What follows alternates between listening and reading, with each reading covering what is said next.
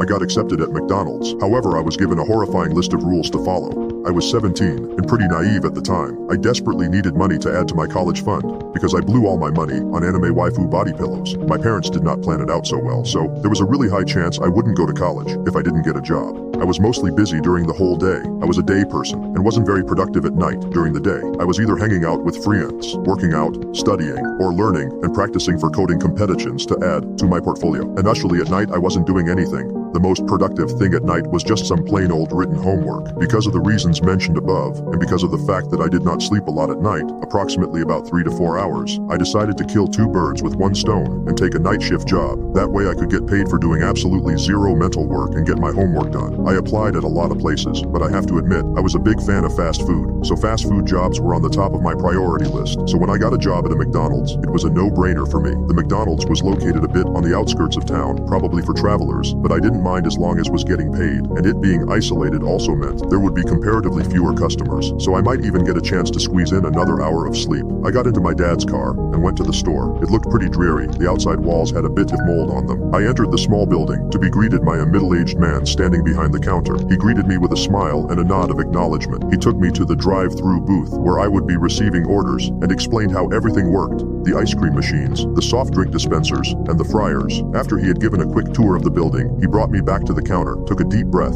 and said, "Hey kid, do you believe in ghosts and stuff?" "No, but why do you ask?" I inquired. "I know I am gonna sound absolutely insane for this, but you'll have to follow some rules while working here." Now, I know all of them sound unbelievable, but trust me, they are as real as it gets. They could even cost you your life. I looked at him, puzzled. "What are the rules? And has anyone been hurt or something?" I said. He pulled out his phone. He had multiple photos of teenagers who formerly worked here, but apparently ignored the rules and have gone missing since. "Why don't you go to the cops?" I asked him interrogatively. "Because no one believes me," he said, his voice getting shaky. "They conduct a full area search. They think I am insane." He almost burst into tears, but composed himself and begged me to follow the rules and take them seriously. I said that I would, and his face lit up. He handed me the list of rules, thanked me, and left. I reluctantly smoothed out the piece of paper and started reading. List of rules for to survive a night. Rule 1. Keep the lights on the drive-thru counter, where you'll hand customer the food, on at all times, with an exception to Rule 5. There is a creature just lurking nearby, waiting for the lights to go out and letting your guard down. Rule 2. There are security cameras next to the counter table. Always check who is in the drive-thru. If the person ordering is in a black Range Rover Evoque with tinted windows, do not speak a word to him. He will stop bothering you if you ignore his angry threats and drive away in a few minutes. If you speak to him, however, he is going to break into your booth and attack you like a wild animal. God knows what entity he is that can mimic a human voice so perfectly. Rule 3. If someone orders fries, tell them you're all out, because you do not want to open a bag of frozen fries at midnight. Trust me, the scent will attract unwanted attention, and it'll end well for no one.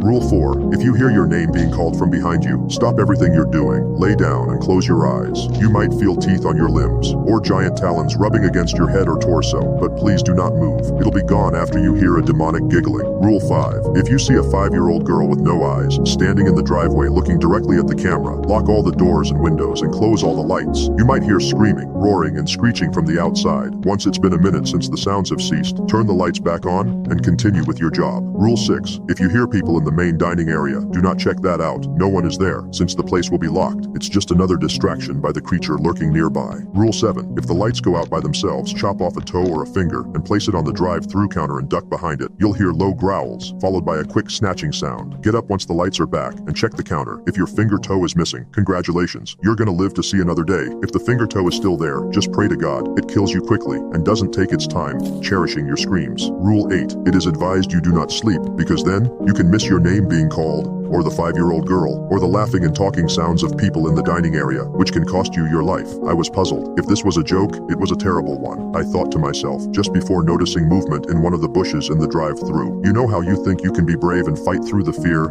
during a fight or flight situation? Well, nope. Your body actually seizes up when facing the fear head-on without a warning. Somewhere in my heart, I believed that this list was fake, or an elaborate prank, but I didn't want to take any chances, so I decided to comply to the rules. For the first hour of the night, literally nothing paranormal happened.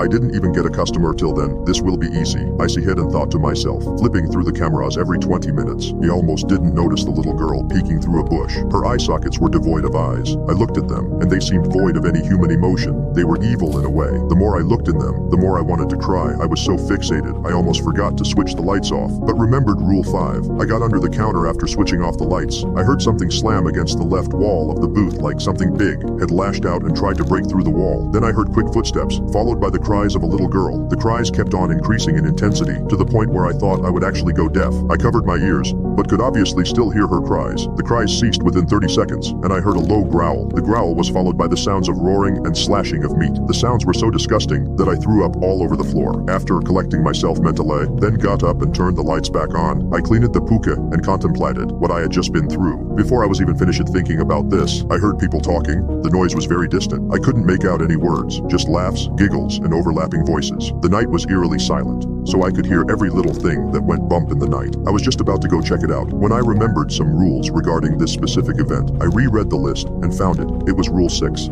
I had to just ignore it, and it'd go away, and so I did. I put on my earphones and started with some schoolwork. Almost 1 hour passed. Nothing happened. When finally a customer came through the drive-thru, I served them and was happy that there were actually people starting to come now. I saw another car pulling up. I was really happy now. I wasn't along in this hellhole any longer. My good mood was immediately put off when I saw it was a black Range Rover with tinted windows. I didn't speak to the angry man on the other side. He screamed his order, then said, "I know you're in there. Are you deaf, motherfucker?" The entity looked like a black man, so my tendencies to scream the N-word back at him were extremely high. However, I didn't reply and kept my cool. 10 minutes later, it was gone. I fucking hate this job.